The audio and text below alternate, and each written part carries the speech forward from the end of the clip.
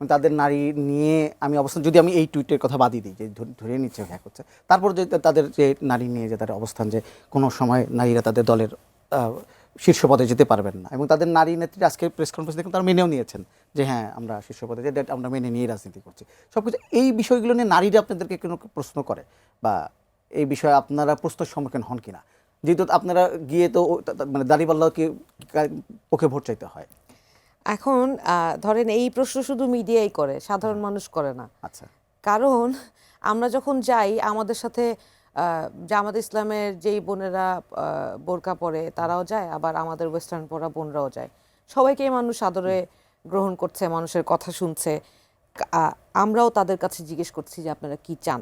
ওই যে বললাম, নারী চায় নিরাপত্তা, নারী চায় মর্যাদা। এখন কিছু জিনিস আমার সব রাজনৈতিক দলের কাছেই জানার আছে। একতরফাভাবে আমি একজনের সাথে, ধরেন আমি যদি জামাতের সাথে জোট না করে বিএনপির সাথে জোট করতাম, তাহলে তো আমাকে অনেক কিছু জানতে হতো। ভাই, বুকে হাত দিয়ে বলতে পারবেন না যে আপনার বাড়ির আত্মীয় স্বজন মা বোনরা, এখানে আমার আরেকজন ভাই আছে হিজাব নিকাব করে না, এরকম মা বোন নাই বা ছিল না।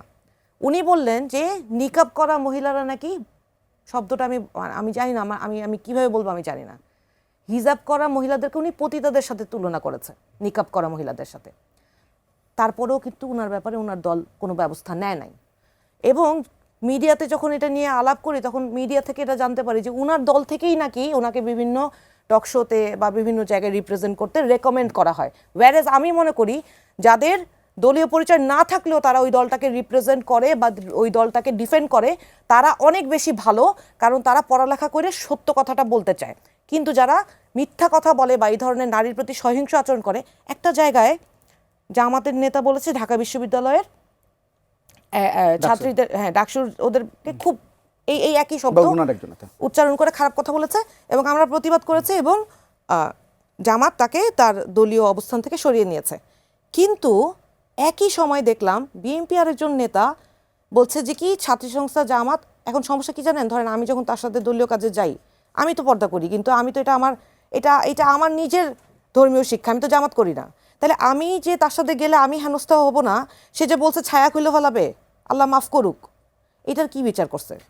তাইলে ধরেন আপনি কি জামাত ইসলামের চেয়ে বিএনপি নারীর প্রতি অবস্থান নিয়ে বেশি আমি তুলনা করছি না। আচ্ছা, আমি দুই দলকে, আমি কিন্তু প্রথমেই বলেছি, আমি কিন্তু দুই দলের দোষী বলেছি। আপনি আমাকে বলতে পারবেন না যে আপনি কার কম কার বেশি বলছেন। কেউ নারীকে নেতৃত্বস্থানীয় অবস্থানে দেখতে রাজি না, এটা তার ধর্মীয় অবস্থান। এখন বাংলাদেশের ভাই একটা কথা বলেছেন যে বাংলাদেশের নারীরা সিদ্ধান্ত নিবে যে তারা ওই দলকে নেতৃত্বস্থানীয় জায়গায়, একদমই।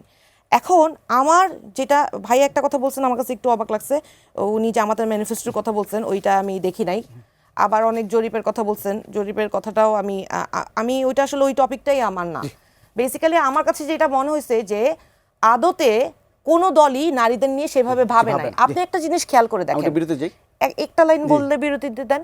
ধরেন যখন আমরা 100 নারীদের সরাসরি নির্বাচন চাইলাম, কেন চাইলাম? কারণ এই যে সমাজের নোংরামিগুলো আছে, যে নারীদেরকে দেখলেই তাদের মাথা গরম হয়, কেউ ধর্ম নিয়ে কথা বলে, কেউ নারীদেরকে কেন ঘরে ঘরে যায় মানুষকে সরাসরি কথা বলার সুযোগ পাবে এটা নিয়ে কারো অ্যালার্জি হয় দেখে মাইরে টাইরে দেয়, নিকাব খুলে ফেলে, লাথি মারে, মাথার মধ্যে কোপ মারে, এরকম নানান রকম। আমার গ্রামের বাড়ি নোয়াখালীতে এক মা বোনকে গ্রাম ওখানকার বিএনপি নেতারা বলছে যে তোর এত বড় সাহস, তুই বাড়িতে স্বামীর সন্তানের সেবা না করতে বাড়িতে যায়, কেন ভোট চাইতেছো? যেগুলো মানুষ দেখতেছে না।